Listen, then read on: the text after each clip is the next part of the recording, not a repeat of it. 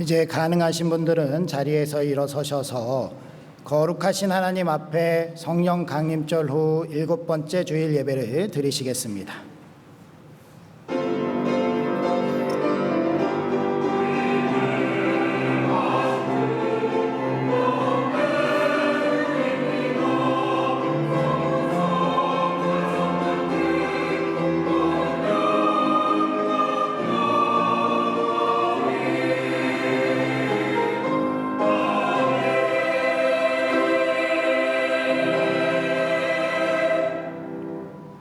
만민들아 우리 하나님을 송축하며 그의 찬양 소리를 들리게 할지어다. 그는 우리 영혼을 살려두시고 우리의 실족함을 허락하지 아니하시는 주시로다. 하나님을 찬송하리로다. 그가 내 기도를 물리치지 아니하시고 그의 인자하심을 내게서 거두지도 아니하셨도다. 하나님은 영이시니 예배하는 자는 영과 진리로 예배할지니라. 아멘. 인생의 아픔과 시련을 굽어 살피시는 하나님 아버지, 양식 아닌 것을 위하여 은을 달아주던 저희에게 물가로 나오라고 초청하여 주시니 감사합니다. 배부르게 하지 못할 것을 위하여 수고하던 저희에게 너희는 값없이 와서 물과 포도주를 사라고 말씀하여 주시니 감사합니다. 예배의 현장으로 부르시는 주님의 음성에 순종하여 왔사오니 맞아 주시옵소서. 주님의 명령을 청종할 때 좋은 것으로 먹여주시며 상한 심령을 소성시켜 주시옵소서. 성령께서 온전히 이 예배를 인도하여 주시기를 원하오며 예수님의 이름으로 기원하옵나이다. 아멘.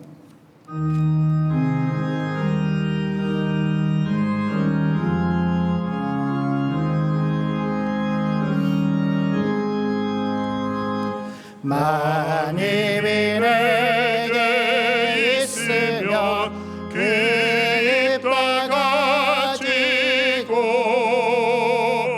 내 구주 주시는 종을 늘 찬송하겠네.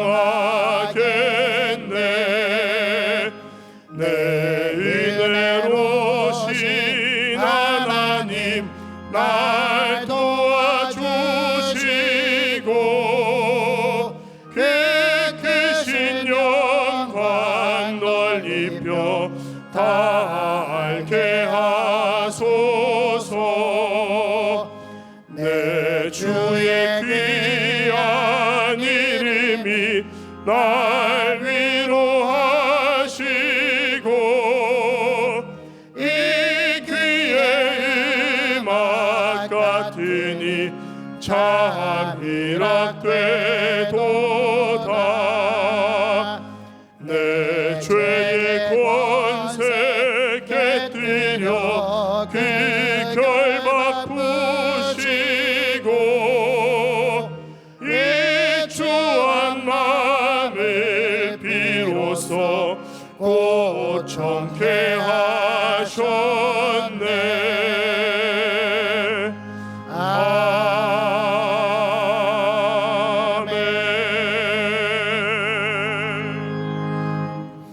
주의 말씀은 내 발의 등이요 내 길의 빛이니이다.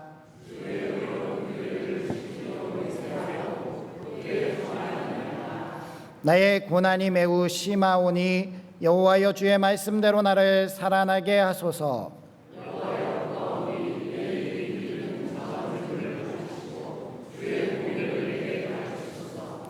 나의 생명이 항상 위기에 있사오나 나는 주의 법을 잊지 아니하나이다.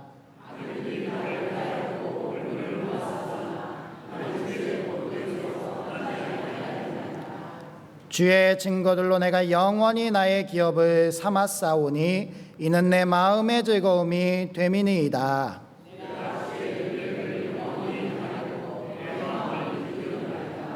아멘. 이제 다 함께 참회의 기도를 드리시겠습니다. 주님, 오늘 시간 경건한 마음으로 서게 하여 주시옵소서. 저희들의 부정하고 더러운 죄악들을 씻어주시고 주님의 보혈로 깨끗하게 마음을 입는 저희들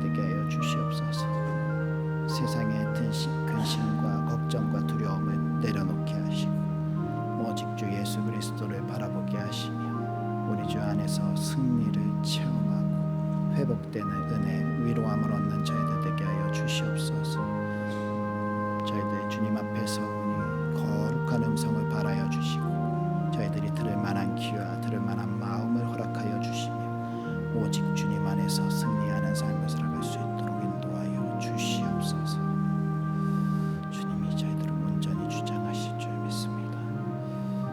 예수님의 이름으로 기도드립니다. 아멘. 하나님은 자신의 죄를 정직하게 자백하는 우리들에게 이렇게 말씀하셨습니다. 내가 그들의 악행을 사하고 다시는 그 죄를 기억하지 아니하리라. 여호와의 말씀이니라. 이제 사도신경으로 우리의 신앙을 고백하겠습니다. 나는 전능하신 아버지 하나님 천지의 창조주를 믿습니다. 나는 그의 유일하신 아들 우리 주 예수 그리스도를 믿습니다. 그는 성령으로 잉태되어 동정녀 마리아에게서 나시고 본디오 빌라도에게 고난을 받아 십자가에 못 박혀 죽으시고 장사된 지 사흘 만에 죽은 자 가운데서 다시 살아나셨으며 하늘에 오르시어 전능하신 아버지 하나님 우편에 앉아 계시다가 거기로부터 살아있는 자와 죽은 자를 심판하러 오십니다. 나는 성령을 믿으며 거룩한 공교회와 성도의 교제와 죄를 용서받는 것과 몸의 부활과 영생을 믿습니다. 아멘.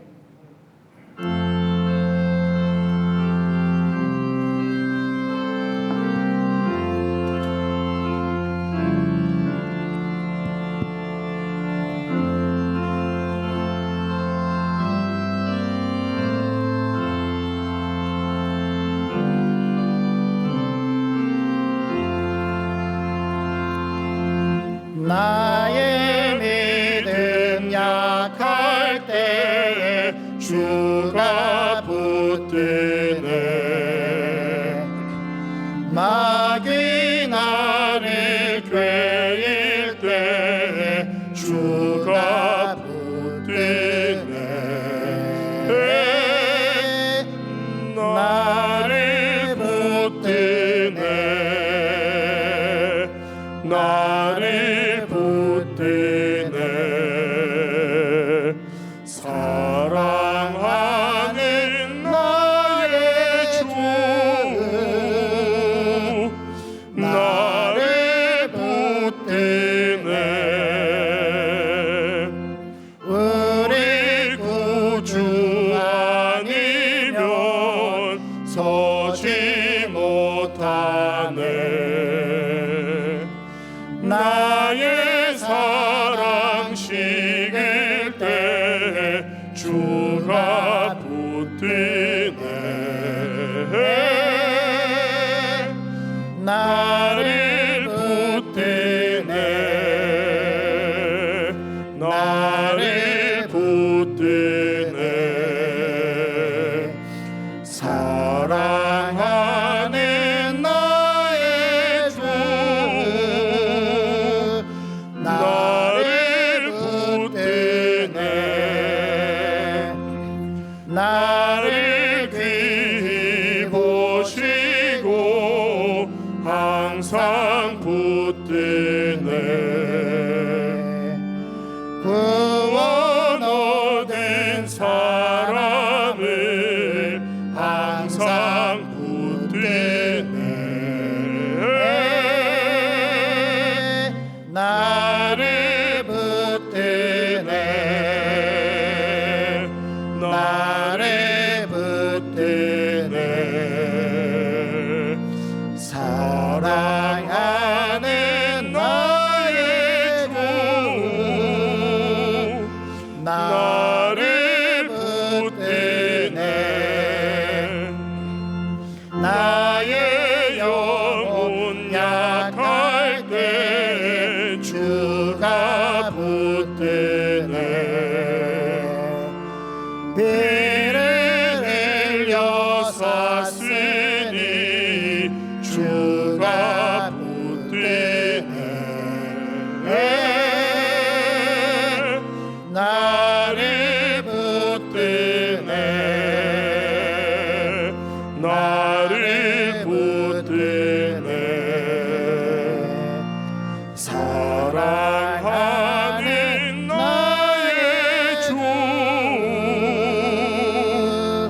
나를 붙드네.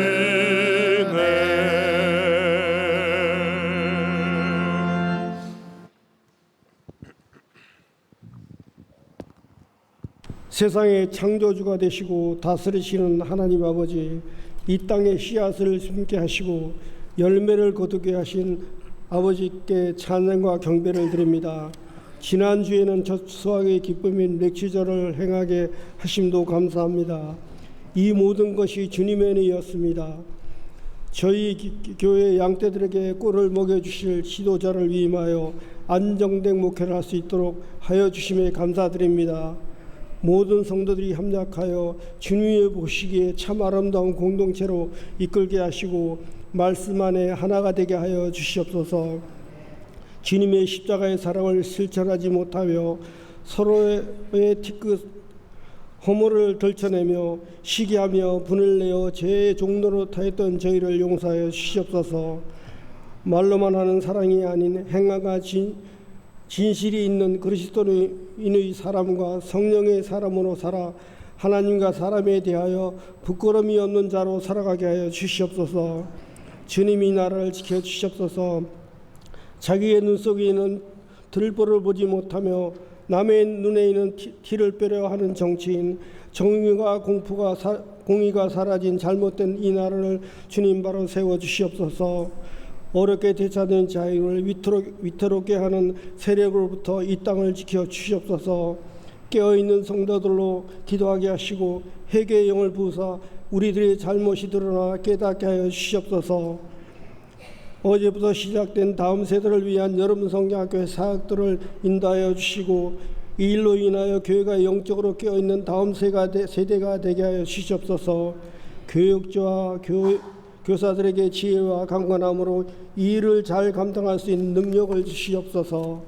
이번 주에 있을 삼계탕 대의를 통하여 이웃을 돌아보게 하시며 수고하는 성기들이 피곤치 않게 하여 주시옵소서.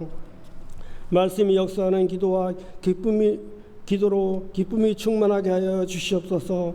순간순간 내려지는 폭염지를 볼로 인하여 더위에 지치지 아니하도록 저희들에게 지혜를 주셔서 피할 길을 열어 주시옵소서.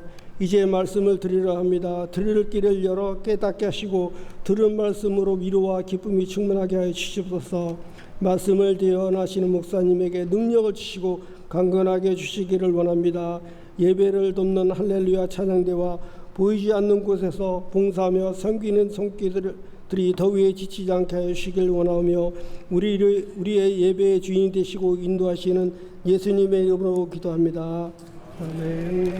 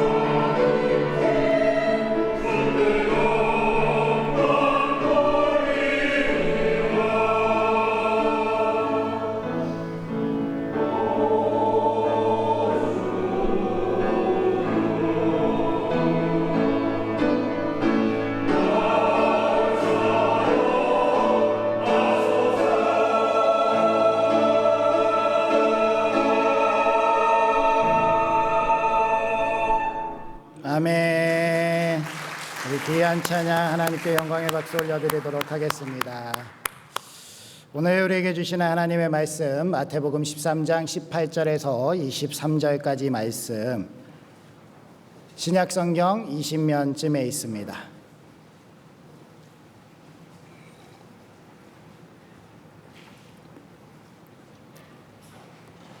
우리 에어컨을 좀 더우시면 가운 벗고 좀 다 끄고 하나님의 말씀을 경청해 보도록 하겠습니다.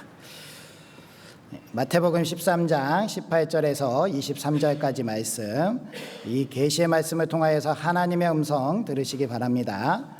그런즉 씨 뿌리는 비유를 들으라. 아무나 천국 말씀을 듣고 깨닫지 못할 때는 악한 자가 와서 그 마음에 뿌려진 것을 빼앗나니 이는 곧 길가에 뿌려진 자요 돌밭에 뿌려졌다는 것은 말씀을 듣고 즉시 기쁨으로 받되 그 속에 뿌리가 없어 잠시 견디다가 말씀으로 말미암아 환난이나 박해가 일어날 때에는 곧 넘어지는 자요 가시떨기에 뿌려졌다는 것은 말씀을 들으나 세상의 염려와 재물의 유혹에 말씀이 막혀 결실하지 못하는 자요 좋은 땅에 뿌려졌다는 것은 말씀을 듣고 깨닫는 자니 결실하여 어떤 것은 100배, 어떤 것은 60배, 어떤 것은 30배가 되느니라 하시더라. 아멘. 우리 앞뒤자분들 인사해 보겠습니다. 하나님이 함께 하시길 원합니다. 하나님이 복 주시길 원합니다. 오늘도 복된 주일 예배 가운데 오신 성도님들을 사랑하고 축복합니다. 우리들이 살아가는 이 세상에서 아프지 않으면 좋겠지만 우리는 육체적인 연약함 가운데 질병에 걸립니다. 뭐 이렇게 간단하게 동네 의원에 가서 고칠 수 있는 질병들은 상관이 없겠지만 생사를 오가게 되는 암과 같은 질병들에는 우리는 되도록이면 그래도 국내 혹은 세계에서 최고의 권위자를 만나고 싶어 하지 않습니까? 제가 그래서 인터넷을 찾아봤더니 올해 거는 못 찾았고요. 2018년도에 국내 최고의 명의 이 리스트가 있더라고요. 그래서 한번 찾아봤습니다. 그랬더니 이렇게 뭐 위암에는 이분들이 좋다, 뭐 심장에는 이분들이 좋다, 대장에는 이분들이 좋다, 막 이렇게 훌륭하신 분들이 많이 있더라고요. 그래서 이거 보면서 사람들이 얼마나 이러한 분들에게 진료를 받고 싶어 할까 그런 생각을 하게 됐습니다. 사실 이분들을 실력이 없어서 이분들에게 진료를 못 받는 게 아니죠. 이분들이 정말 우리 가운데서 가장 좋은 실력을 갖고 있어도 문제는 모든 사람들이 다 이분들께 진료받고 싶어 한다는 겁니다. 나는 정말 몇 개월 안 남았는데 이분에게 진료를 받으려면 1년을 기다려야 된다라고 하면은 그림의 떡인 거죠. 받고 싶어도 받을 수가 없습니다. 그런데요, 만약에 내가 정말 이 모든 세계 최고의 권위자들로부터 내 모든 부위, 눈, 코, 입, 안에 장기까지 다 관리받고 있다면 어떠시겠어요? 나는 정말 걱정이 없다. 그렇게 생각하실 수 있겠지만, 그런데 그렇게 관리를 받던 이건희 회장도 죽었고, 정주영 회장도 죽었고, 대통령들 다 죽었고, 결국에 이 육체적인 생명은 다 소멸하게 돼 있습니다. 그럼에도 불구하고 우리는 이러한 분들을 만나지 못하고 진료받지 못해서 억울하게 세상을 떠난다, 이러한 생각을 하게 되지요. 제가 한 번은 예전에 교회에서 그 집사님 한 분께 이러한 전화를 받은 적이 있습니다. 목사님, 저기 어떠한 병원에 어떠한 선생님 아세요? 아니요, 저 처음 들어보는데요. 그러면 그 병원에 간호사나 혹은 직원이라도 아는 분이 있으세요? 아니요, 없는데요. 그분에게 진료를 받고 싶은데 도저히 방법이 없다는 거예요. 그래서 교회에 좀 연락을 해가지고 이분과 연줄이 닿는 그런 사람이 있으면 좀 소개를 해주세요, 이런 연락을 받았었는데요.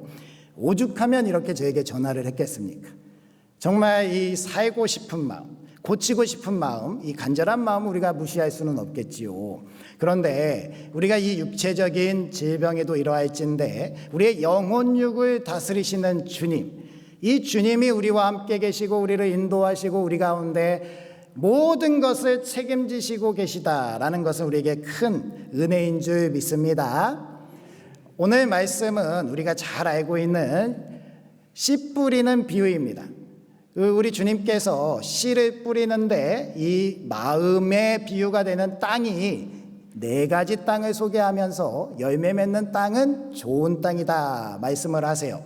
그러면서 열매 맺는 땅이 되어야 된다라는 그러한 교훈을 우리에게 주시니까 우리는 모두 마음이 좋은 땅이 되어야 되는데, 여기서 우리가 한 가지 질문을 가질 수 있지 않겠습니까? 왜냐하면 농사에 대해서 아시는 분들 알고 모르시더라도 그래도 여러 가지 지식적으로 우리는 분명하게 열매를 맺는 데는 땅만 중요한 것은 아니라는 거예요. 기후도 중요하죠. 그리고 누가 키우느냐도 중요하지 않겠습니까? 그리고 어떻게 키우는 방법도 중요하죠. 이 열매 맺는 게 다양한 변수들이 있어서 쉽지 않은데 주님께서는 오늘 오직 이 땅에 관한 말씀만 하고 있다는 것입니다. 그렇다면 우리 주님께서 어떠한 전제를 하고 계신 것입니까? 모든 것을 다 최상의 조건으로 맞추었다라는 것 아니겠습니까? 그러니까 땅만 좋으면 되는 거예요. 나머지는 다 잘 열매를 맺을 수밖에 없는 조건으로 맞추었다. 특별히 그 중에서 가장 훌륭한 것이 뭐예요? 이 열매를 키우도록 그렇게 일하시는 농부가 바로 우리 주님이시라는 겁니다. 이 참된 농부이신 주님을 우리가 만났다. 우리 마음이 땅에 비유라 한다면 우리가 주님을 만난 것 아니겠습니까? 우리를 경작하시고 우리 가운데 열매 맺도록 하시는 그 참된 농부이신 주님을 만난 우리들, 이 주님을 만난 것이 기적이요, 은혜요, 기쁨이요, 감사인 줄 믿습니다. 그래, 오늘 말씀을 통하여서 우리가 그러면 주님 가운데 마음껏 열매 맺을 수 있는 그러한 땅이 되어야 되지 않을까? 그러한 참된 농부를 만난 우리는 어떠한 삶을 살아갈 수 있는가? 그것에 대해서 깊은 공감을 가지시고 은혜를 누리시고 이 가운데 하나님께서 기뻐하시는 열매를 맺도록 그렇게 결단하는 우리 모두가 되어야 할 줄 믿습니다. 그러면 참된 농부는 어떠한 분이신가? 첫 번째로 주님이 참된 농부이시기 때문에 땅을 가리거나 포기하지 아니하신다라는 사실 우리가 알 수 있습니다. 우리 3절 말씀 같이 읽어볼까요? 시작. 예수께서 비유로 여러 가지를 그들에게 말씀하여 이르시되 씨를 뿌리는 자가 뿌리러 나가서, 아멘. 씨를 뿌리는 자가 씨를 뿌리러 나가서 씨를 뿌리는데 길가에도 떨어지고 돌짝밭에도 떨어지고 가시덤불에도 떨어지고 좋은 땅에도 떨어졌다라는 거예요. 여기에서 우리가 생각해 볼 수 있는 것은요, 예수님이 참된 농부신데 실력이 없으시나 라고 생각해 볼 수 있죠. 만약에 제가 농부라면 어떻겠습니까? 저는 효율성과 생산성을 생각해서 좋은 땅에만 씨를 뿌릴 거예요. 나쁜 땅에 굳이 씨를 뿌릴 필요가 없다는 것을 삼척동자도 다 아는 이야기입니다. 그런데도 불구하고 주님은 비유 속에서 길가에도 그리고 돌짝밭에도 가시밭에도 씨를 뿌리고 계시다라는 것입니다. 이 주님께서 우리에게 주시는 은혜가 무엇입니까? 주님께서 우리에게 주시는 은혜는요, 주님은 우리가 좋은 땅이 아니어도 우리를 배제시키시지 아니하시고, 우리가 좋은 땅이 아니어도 우리를 개간해서 좋은 땅으로 만드실 수 있는 충분한 능력이 있는 참된 농부이심을 말씀하시는 줄 믿습니다. 그러니 우리가요, 우리 주님을 만난 것이 얼마나 감사한 일입니까? 우리 스스로가 포기하지 아니하면 우리 주님은 절대로 우리를 포기하지 아니하실 줄 믿습니다. 기독교 철학자 달라스 윌라스는요, 마음의 혁신이라는 책에서 이렇게 이야기해요. 이 마음이 좋은 땅이라고 하는 것은요, 단순히 착한 마음만을 뜻하지는 않는다는 거죠. 우리가 생각했을 때 그냥 선한 사람, 착한 사람 이런 정도가 아니라요, 우리의 영혼육, 이 전인적인 모든 것이 하나님의 말씀 가운데 열매 맺도록 그렇게 변화되어지는 마음, 땅을 이야기한다는 겁니다. 그래서 생각이나 감정이나 의지, 몸, 관계, 영혼 전체가 하나님 나라의 방향으로 완전하게 변혁되는 것, 그 마음의 혁신이 바로 우리 주님이 우리에게 하시는 거룩한 경작이다라고 이야기하는 거예요. 그러니까 우리는요, 우리가 그럴만하지, 그리고 우리가 자격이 있고 어느 정도 이 좋은 땅으로서 열매를 맺을 만해서 주님이 선택했다 생각할 수 있지만 그렇지 않다라는 거예요. 우리 주님은요, 우리가 좋지 않은 땅임에도 불구하고 우리를 사랑하시고 우리를 택하셔서 우리를 거룩하게 개간하시고 열매 맺게 하시는 참된 농부이신 줄 믿습니다. 그러니 얼마나 힘들겠어요. 우리 마음밭에 얼마나 나쁜 것이 많습니까? 이 마음밭 길가처럼 딱딱하게 굳어버린 상처가 많은 분들도 있을 수 있고요. 이 세상에 겉으로 드러나기엔 땅 같은데 속에는 바위가 들어차 있는 분이 계실 수도 있고요. 어떤 분은 정말 세상에 재리 가운데 가시덤불이 빽빽하게 들어차서 손가락 하나 넣을 수 없는 분이 있을 수도 있다라는 거예요. 그럼에도 불구하고 우리 주님은 뽑아내시고 드러내시고 그 땅을 경작하시고 갈아엎으시고 좋은 땅을 넣어서 그 가운데 열매 맺을 수 있는 땅을 만들어 가신다. 시간이 얼마나 걸리든 어떠한 노력이 걸리든 절대로 포기하지 아니하신다. 이것이 우리 주님의 경작인 줄 믿습니다. 그러니 오늘 이 자리에 계시면서 나는 왜 이렇게 말씀이 들리지 아니할까? 나는 오늘 말씀 은혜로웠다라고 하면서 내 삶의 자리에 가면 홀라당 이 말씀을 빼앗긴다. 나는 도저히 구제불능인가? 절대로 포기하지 마시기 바랍니다. 우리 주님은 우리를 반드시 좋은 땅으로 만들어 주실 줄 믿습니다. 이렇게 주님이 경작하시는 것은요, 굉장히 큰 의미가 있습니다. 제가 전에 사역하던 교회에 직원분이 계셨는데요, 그분이 노년이 되면서 눈이 잘 안 보이기 시작했어요. 그러니까 그 야간에 운전이 어렵잖아요. 그래서 새벽에 운행도 어렵고 해서 그 교회에서 퇴사를 하셨습니다. 그런데 최근에 말 그대로 어머니가 별세하시고 마음에 헛헛함이 있었던 거예요. 그때 때마침 교회에서 그린벨트에 수양관이 있었는데 그 땅을 좀 해가지고 주말 농장을 열겠다라고 공지를 한 거죠. 그래서 땅을 분양을 했는데 이분이 시간도 많고 마음도 헛헛하고 해서 농사라도 져야겠다라고 거기에 입찰을 했는데 탈락한 거예요. 그러니까 자기가 1년을 기다려야 재추첨의 기회가 있지 않겠습니까? 너무 답답한 가운데 교회에 이런 요청을 했어요.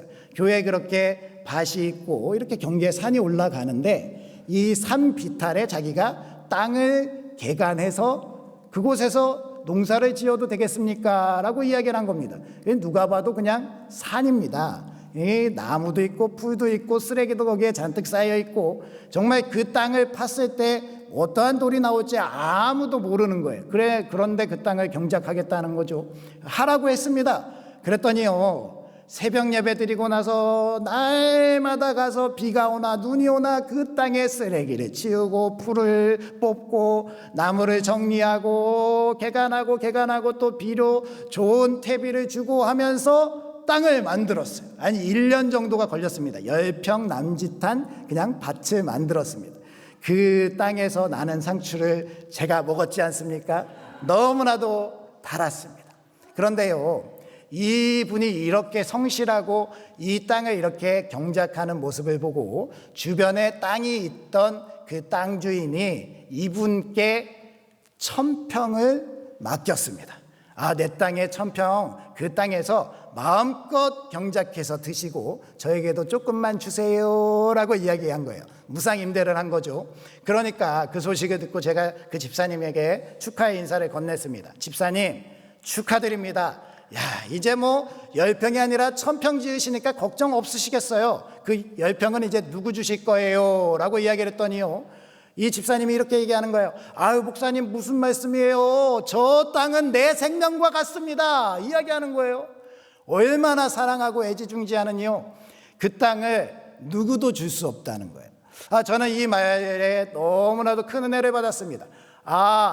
하나님이 우리가 정말 좋은 땅이 아닐 때 이 좋은 땅을 위해서 정말 많은 노력이 필요하고 많은 시간이 들어가고 정말 불가능할 것 같았던 사람이 변화돼서 하나님을 잘 믿는 사람이 되면 하나님이 얼마나 그 사람을 사랑하실까. 그러니까요, 우리는 좋은 땅이 아니어서 주님을 떠날 것이 아니라 좋은 땅이 아니지만 주님이 나를 택하시고 나를 개간하시고 계시다면 주님이 나를 얼마나 사랑하실까, 이것에 대해서 큰 기대와 소망을 품고 살아야 되지 않겠습니까? 그러니 주님은 그렇게 우리를 사랑하시고 우리를 인도하시고 그렇게 주님이 이끌어 가실 줄 믿습니다.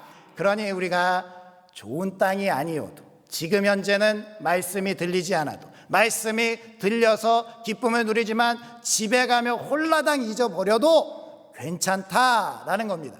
이 자리를 잊지 마시고 주님이 함께 하시며 주님이 그 땅을 개간하는 그 시간에 함께 할 수 있는 사람, 그 사람이 우리가 된다면 우리 주님은 우리를 개간하시고 거룩하게 하시고 좋은 땅을 만드셔서 반드시 열매 맺게 하실 줄 믿습니다. 두 번째, 우리 주님께서 참된 농부가 되시면 우리는 어떻게 살아갈 수 있는가? 그 명제의 두 번째는 열매에는 농부와 땅이 함께한 삶이 담겨 있다라는 것을 우리가 알아야 됩니다. 주보에 보면 쓰여 있으니까 잘 확인해 보세요. 열매에는 농부와 땅이 함께한 삶이 담겨 있다. 우리 8절 말씀 같이 읽어보겠습니다. 시작. 더러는 좋은 땅에 떨어짐에 어떤 것은 100배, 어떤 것은 60배, 어떤 것은 30배의 결실을 하였느니라. 아멘. 제가 한 번은 뉴스를 보는데 이 뉴스에서 그 논을 바라보면서 주저앉아 가지고 눈물을 흘리는 농부를 보게 되었습니다. 전날에 폭우가 많이 쏟아진 거예요. 이 농부가 나와서 폭우가 내리니까 그전에도 준비했지만 이 농작물을 어떻게든 살려보려고 밤새도록 애를 썼는데 그 하늘이 무너져라 내리는 그 비를 막을 수가 없었던 거예요. 그래서 그 논이 다 물에 잠겼습니다. 그 논을 바라보면서 자기가 밤새도록 애를 썼지만 어쩔 수 없는 그러한 상황 속에 주저앉아서 눈물을 꾸벅꾸벅 흘리는데 제가 마음이 너무 아파서 저도 같이 눈물을 흘렸습니다. 그 농부의 마음이 어떤 마음이겠어요? 사실 농부는 장사치가 아니지 않습니까? 이 농작물을 경영할 때 이것을 팔아서 얼마의 이익을 남기고 이것으로 말미암아 내가 부자가 되겠다, 그러한 마음으로 농사를 짓겠습니까? 이 참된 농부라면요, 이 농작물과 함께 비가 올 때나 해가 내리칠 때나 바람이 불 때나 어려울 때나 함께하면서 나의 모든 시간을 이 농작물 땅과 함께하며 열매를 결실을 맺어가는 사람, 그 사람이 바로 참된 농부 아니겠습니까? 이 참된 농부는요, 그러니까 이 열매가 자식과 같은 거예요. 이 농부에게 있어서 우리는 그냥 이 열매들을 바라보고 이게 얼마냐라고 가치를 따지지만 이 가치를 따지는 것에 의해서 실제로 이 농부에게 있어서는요, 값으로 매길 수 없다라는 거예요. 나의 인생이 녹아져 있고 나의 시간이 녹아져 있고 나의 희노애락이 담겨있는 이 열매는 무엇과도 바꿀 수 없는 귀한 것 아니겠습니까?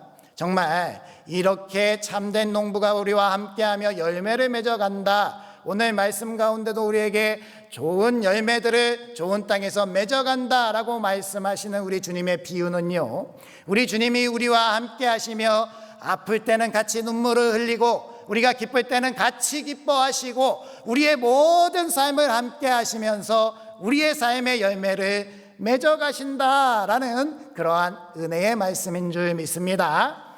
그러니 나는 너무나도 슬프고 고통스러운 것 같은 때도 우리 주님은 나와 함께 하시고, 내가 너무 기뻐서 즐거울 때도 나와 함께 하시는 분, 그분이 바로 우리 주님이시라면 우리는 그 주님과 함께 이렇게 신앙생활하면서 열매 맺어가는 것입니다. 일본 영화 중에 그렇게 아버지가 된다라는 영화가 있습니다. 이 영화는 어떻게 시작이 되느냐, 두 가정을 병원에서 부르면서 시작이 됩니다.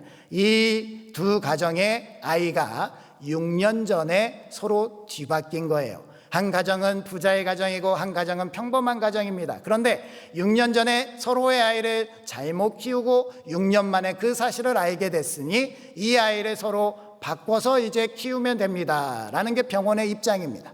이 아이라는 것이 그냥 물건 바꾸듯이 부모의 결정에 의해서 이렇게 바뀔 수도 있는 거예요.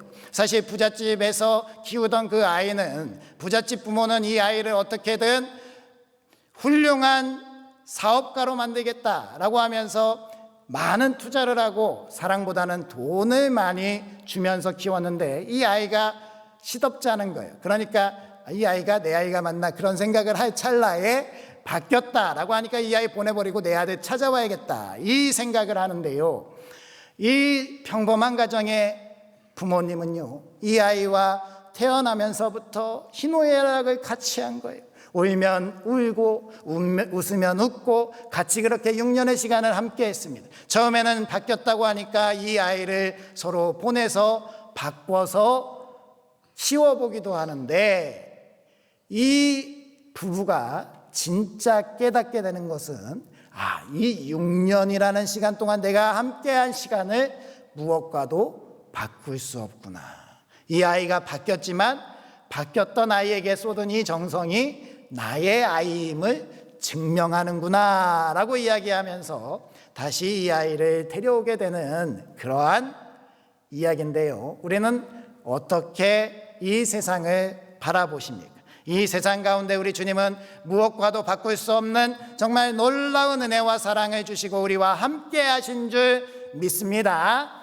그러니 주님에게는 우리는 무엇과도 바꿀 수 없는 너무나도 사랑스러운 존재라는 거예요. 그러니까 주님께서 십자가에서 달려 죽으셨다는 겁니다. 내가 이 사람들을 포기할 수 없어서 내가 대신 죽는다라고 죽으신 분이 바로 우리 주님이시라는 거예요. 주님은 그렇게 우리를 사랑하시고 그렇게 우리를 아끼시고 우리 가운데 최선을 다하시는데 우리가 그 사랑을 몰라서야 되겠습니까? 주님과 함께한 시간, 주님과 함께 울고 웃었던 시간, 주님이 나의 주님이어서 이렇게 살아있는 것이 기적인 우리, 이 모든 것이 하나님의 은혜인 줄 믿습니다. 그러니 우리의 열매는 주님과 함께 맺어가는 것이고 이 열매는 무엇과도 바꿀 수 없는 그러한 열매가 되는 것입니다. 교회가 그렇다라는 것입니다. 우리 교회라는 거, 일반적인 성도들, 그냥 교회에 출석만 하고 교회에 아무 애정이 없는 분들은 교회에서 백화점을 쇼핑하듯이 이 교회 아니면 저 교회 가면 되지, 저 교회 아니면 이 교회 가면 되지, 세상에 널린 것이 교회야 라고 생각할 수 있지만요, 교회는 그런 곳이 아니에요. 교회는 우리가 함께하는 그 함께 열매를 맺어가는 공동체라는 거예요. 슬플 때도 함께하고 기쁠 때도 함께하고 나의 시간과 정성이 다 녹아져 있는 교회, 우리 교회가 그냥 이렇게 29년을 살아온 것이 아니라는 거예요. 우리의 모든 시간과 정성들이 다 합쳐져서 지금 이렇게 우리 교회가 서 있다면 이 교회는 우리의 인생의 전부가 되는 것입니다. 그러니까요, 교회를 바꾸시겠습니까? 교회를 모르겠다, 나는 이 교회 말고 다른 교회 가겠다, 버리시겠습니까? 내 인생과 내 모든 시간과 정성, 나의 좋았던 기억도 있지만 슬펐던 아팠던 기억들도 다 함께 맺어왔던 이 사랑스러운 교회를 버린다면 너무나도 아픕니다. 우리 주님은 슬퍼하시겠죠. 우리는 그렇게 교회 안에서 서로 함께 지어져 가고 한 열매인 줄 믿습니다. 사도 바울이 그렇게 교회들을 사랑했습니다. 사도 바울이 쓴 그 서신서들을 보면 교회들을 사랑하고 축복하는 마음들도 있지만 교회들이 잘못하고 그 가운데 벗어난 것들을 지적하고 있는 그러한 편지들도 있습니다. 그랬을 때 사도 바울이 그 교회들을 버리겠다라는 마음으로 그 편지를 썼겠습니까? 이 교회들을 사랑하는 마음, 이 교회들 가운데 내가 정성을 다하고 이 교회들과 함께 했던 시간들, 그 함께 맺어가는 열매를 사랑하면서 사도 바울은 그 교회들에게 메시지를 보내, 사랑하는 나의 형제들 제발 돌아오세요, 절대로 주님 곁을 떠나지 마세요라고 보내는 편지들이 바로 사도 바울이 보내는 눈물의 편지들이라는 거예요.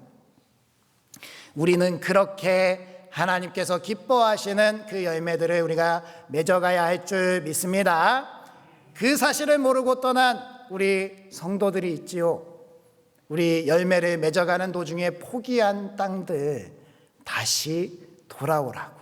그들도 우리와 같이 함께했던 그러한 시간들이 있지 않습니까? 우리 이 열매를 포기하지 말자고. 그렇게 함께 나아갈 수 있는 우리 모두가 되어야 할 줄 믿습니다.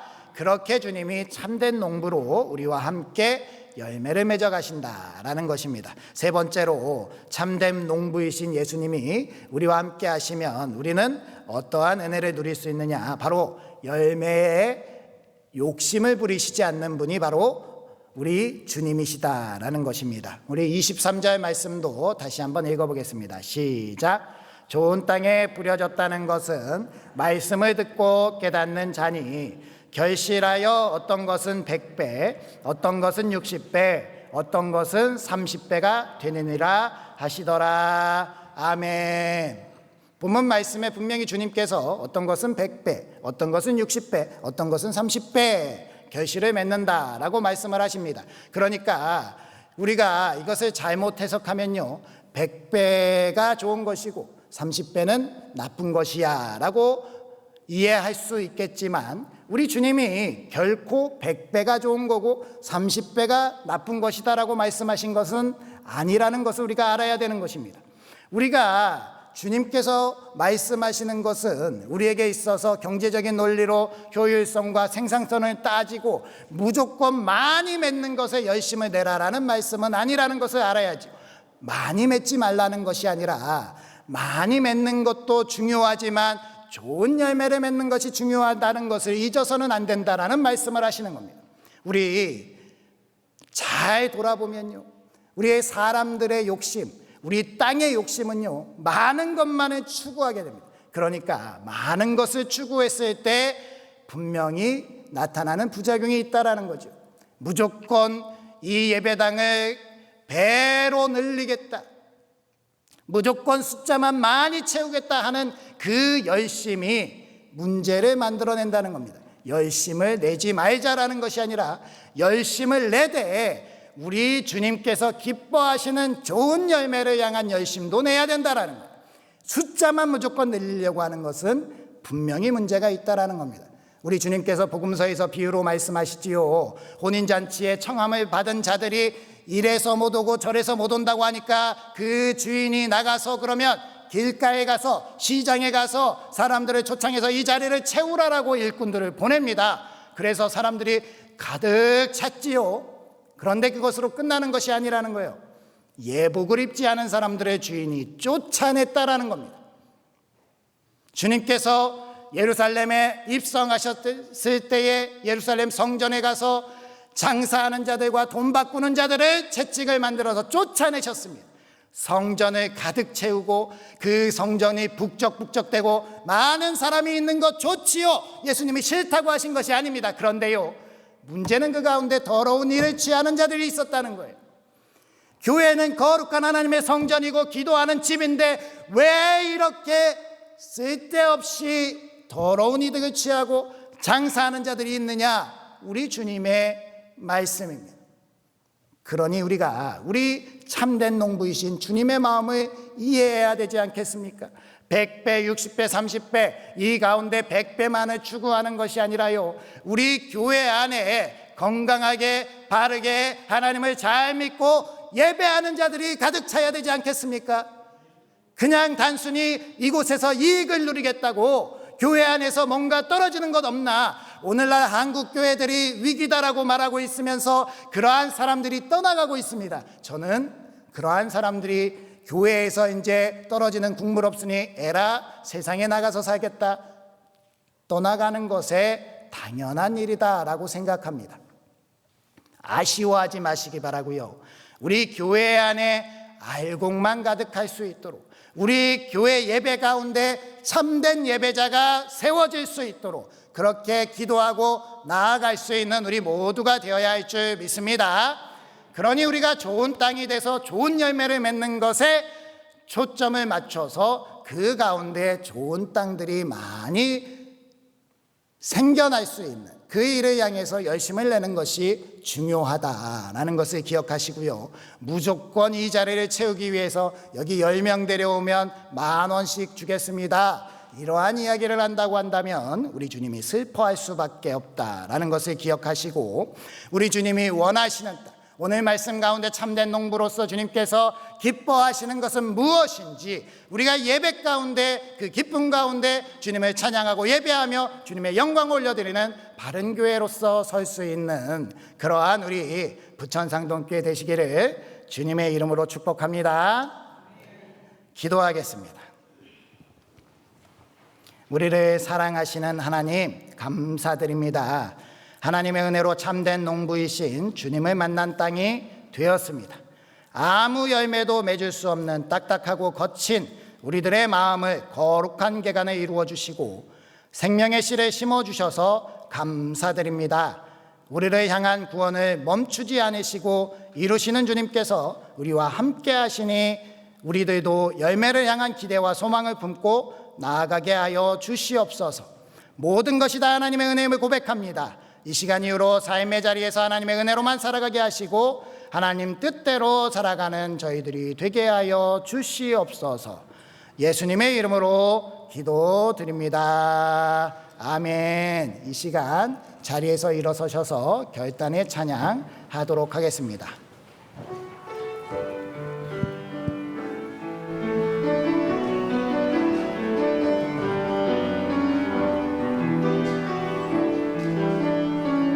나 무엇과도 주님을 바꾸지 않으리. 다른 어떤 은혜 구하지 않으리. 오직 주님만이 내 삶의 도움이시니 주의 얼굴 되기 원합니다. 주님 사랑해요. 주님 사랑해요.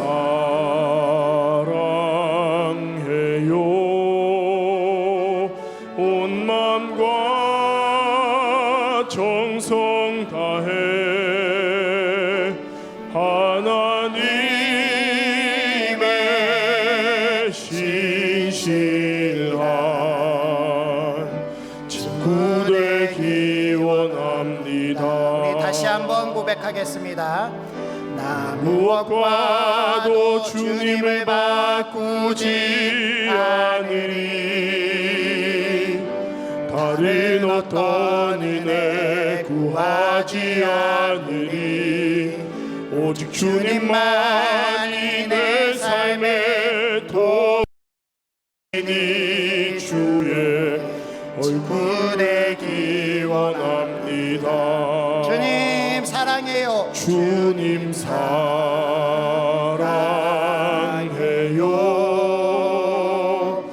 온 마음과 정성 다해 하나님의 신실한 친구 되기 원합니다. 이 시간 말씀을 기억하시면서 주여 한번 부르시고 기도하실 텐데요.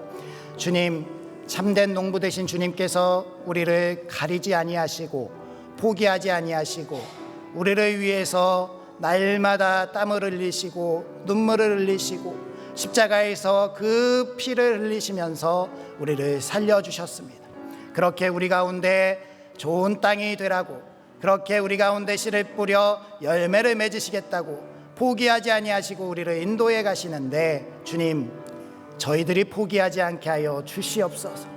주님, 저희들이 세상을 향해서 나아가지 않게 하여 주시옵소서.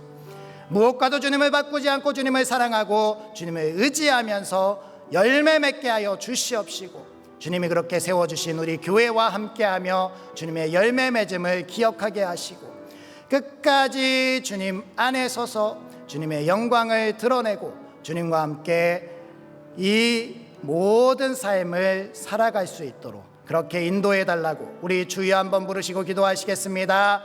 주여, 아버지 하나님 감사드립니다. 오늘도 저희들을 사랑하시고 은혜 내려주시고 우리 가운데 역사하여 주셔서 나쁜 땅이었던 저희들을 개간하여 주시고 저희들 가운데 뿌리를 뽑아주시고 저희들 가운데 바위를 깨트려 주시고 저희들 가운데 그 돌을 다 솎아내시고 좋은 땅을 만들어 주시니 감사드립니다.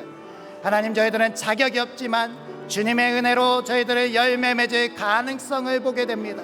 주님, 저희들 그것을 잊지 않게 하여 주시옵소서. 주님께서 저희들과 함께 눈물을 흘리시고 저희들과 함께 웃으시고 저희들과 함께 시간을 보내시고 땀을 흘리시며 그렇게 열매 맺어가고 있음을 기억하게 하여 주시옵소서. 저희들이 반드시 하나님께서 기뻐하시는 열매를 맺길 원합니다. 아버지 하나님께서 기뻐하시는 예배자가 되길 원하고 하나님께서 원하시는 그러한 참된 주님의 사람이 되게 하여 주시옵소서. 그렇게 하나님의 자녀가 되는 저희들을 바라보니 아버지 하나님께서 저희들을 온전하게 변화시켜 주시옵시고 주님의 사랑을 나타내 주시옵시고 주님의 은혜 가운데 서게 하여 주시어서 주님이 기뻐하시는 교회를 세워가는 저희들 되게 하여 주시옵소서. 주님께서 저희들을 인도하시고 그렇게 은혜롭게 이끌어 주실 줄 믿습니다. 주님 감사합니다. 예수님의 이름으로 기도합니다. 우리의 생명 되시는 주님, 무엇과도 우리를 바꾸시지 아니하시며 사랑하시니 감사드립니다. 우리도 세상 무엇과도 주님을 바꾸지 않고 주님의 은혜를 고백하면서 늘 거룩한 가운데 열매 맺어가는 저희들이 되게 하여 주시옵소서. 오늘도 하나님의 사랑에 감사하여서 이 시간 정성을 모아서 하나님께 예물을 드립니다. 하나님, 이 예물들 기뻐 받아 주시옵소서. 이 예물들 위에 복의 복을 더하여 주시고 우리 삶의 자리에서 우리가 너무 부하여서 너무 가난하여서 하나님을 떠나지 않도록 우리 가운데 일용할 양식을 주시고 공급하시며 우리가 주님 안에서 넉넉히 서갈 수 있도록 도와주시옵소서.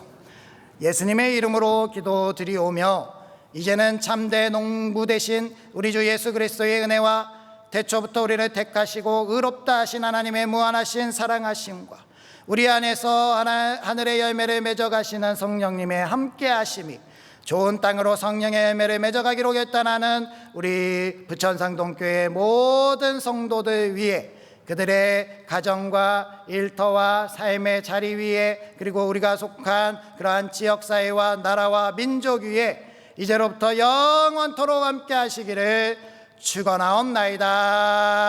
아멘.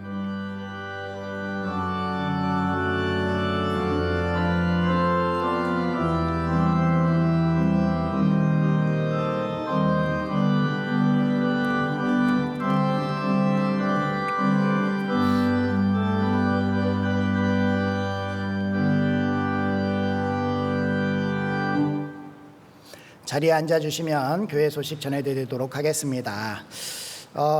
우리 김전하 권사님께서 새가족 교육을 수료하셨는데 우리 권사님께서 잘 정착하시도록 구역 그리고 선교회 그리고 우리 교회 성도님들이 많이 챙겨주시고 사랑해 주시기 바랍니다. 지난주에 있었던 임시 공동회의 안건이 가결되었음을 알려드립니다. 교회학교, 여름성경학교 및 수련회 일정 잘 확인해 주시고 기도 많이 해 주시고 우리 다음 세대들이 바르게 잘 성장할 수 있도록 그렇게 기도해 주시기 바랍니다. 돌아오는 화요일에 우리 70세 이상 되시는 지역 어르신들께 건강을 기원하는 마음으로 삼계탕을 대접합니다. 이 삼계탕 한 그릇 뭐 그냥 사 먹고 말지라고 생각하실 수 있는데요, 세상에서 주는 삼계탕과 다른 줄 믿습니다. 네, 최근에 제가 뉴스를 보니까 서울 시내 삼계탕 가격 평균 가격이 25,000원을 돌파했다고 하더라고요.